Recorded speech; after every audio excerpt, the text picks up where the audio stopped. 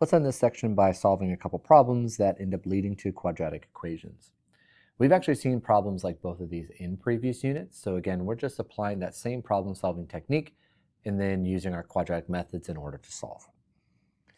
So we read this first problem, we have two word processors working together to create a Word document in 6 hours. The word processor that's experienced can create it 2 hours faster than the one who is not experienced. We want to find how much time it takes for them to work alone. So to start, we have this scenario where we have an experienced word processor working with an apprentice word processor to get a job done together. If you recall from a previous unit, these rational problems with these combined work, we want to write the expressions in how much of the work gets done in 1 unit of time, in this case 1 hour. So let's think about them working together. In 1 hour, they get 1/6 of the job done. Using that same structure, we can look at and see that the apprentice will get some unknown amount of work done during that time, and the experienced worker can get that much work done, but in 2 hours less time is that comparison there. So it takes him 2 hours less to do the same amount of work as the apprentice. So we have this comparison of x minus 2 to x and then 6. This gives us a rational equation we can solve by multiplying by the LCD. So we're going to multiply each term by 6, x, and x minus 2.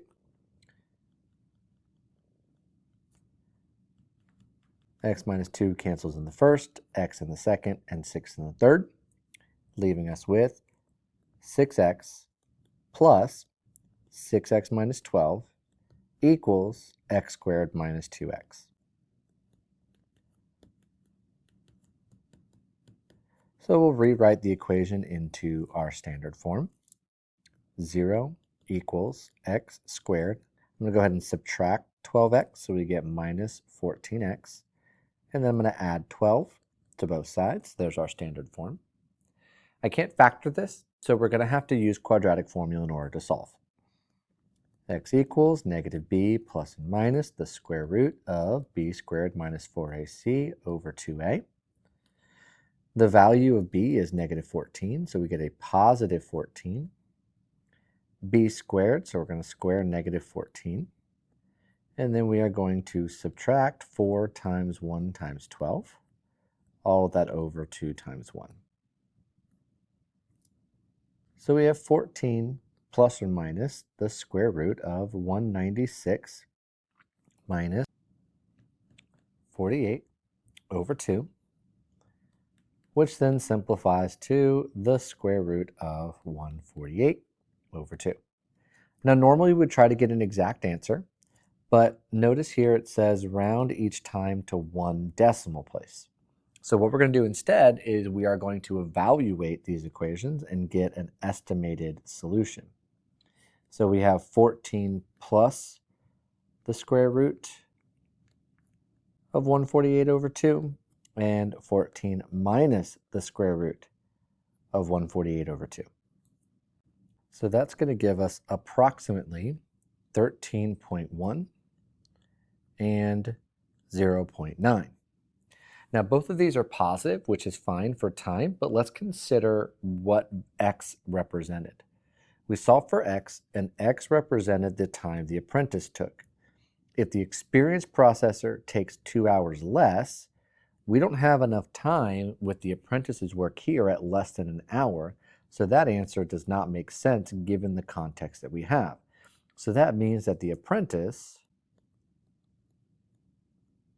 takes 13.1 hours, and then the expert is taking 2 hours less, which is 11.1 hours. Here we have a classic distance, rate, and time problem. Beach to Fargo is 400 miles, traveling one day and then back the next. On the way home, travels 10 miles per hour faster, and the total time was 14 hours, or 14 and 2/3 hours. Find her speed there and back. So starting with distance equals rate times time. We've got 2 different trips. We'll start with beach. we have distance equals rate and time. So the distance is 400 miles, the rate we don't know, and the time we don't know. Then we have the trip to Fargo. Same distance equals rate times time, same distance, but we do know the rate is going to be the same except 10 miles per hour more. We still don't know the time. But we do have these comparisons here where we have these time values, and we can rewrite these equations in terms of time. So time equals 400 divided by rate on the way to beach, and time equals 400 divided by rate plus 10 on the way home to Fargo. So we have these two expressions. And we do know that the total travel time was 14 2/3 hours. So what that does is it gives us a comparison with these time values. The time to beach and the time to Fargo, their totals have to equal 14 2/3 hours. So we can write an equation where the time to beach plus the time to Fargo has to equal 44/3. I went ahead and wrote it as an improper fraction just to make the math a little bit easier. So now with the rational equation, we can multiply by 3r and r plus 10 on all of these terms.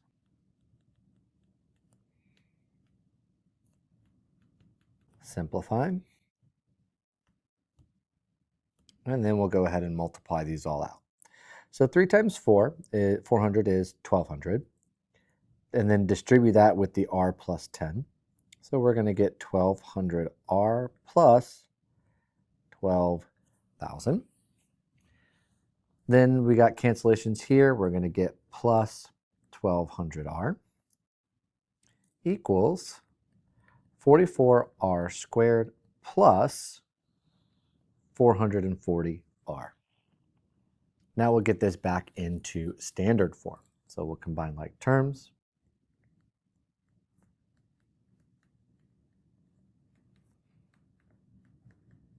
We will subtract from both sides.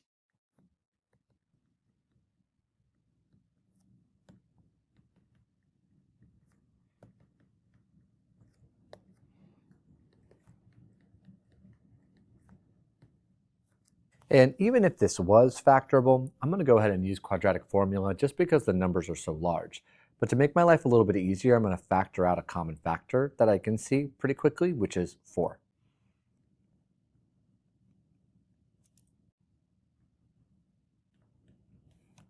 And then we can use these values for a, b, and c within our quadratic formula.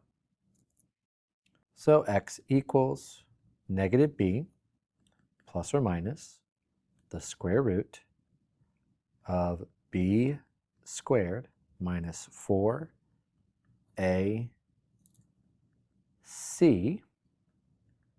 all over 2a. Let's go ahead and simplify and solve. So when I simplify the radical, I get the square root of 372,100 over 22. And that actually happens to be a perfect square. So I'm left with 490 plus or minus the square root. I'm sorry, not the square root. Took the square root and I get 610 over 22. So we're just going to evaluate both of those answers. Well, right off the bat, I know that the negative answer is going to give me a negative value, which doesn't make any sense because when I subtract 490 from by 610, I get something negative. So I know that's not going to work. So we just need to do the 490 plus 610 over 22, which ends up giving us 50. So we solve for x. That was the rate. That was our base rate. And that was on the way to beach. So 50 miles per hour on the way to beach. And she drove 10 miles per hour faster on the way home to Fargo. So we know that Fargo is going to be 60 miles per hour.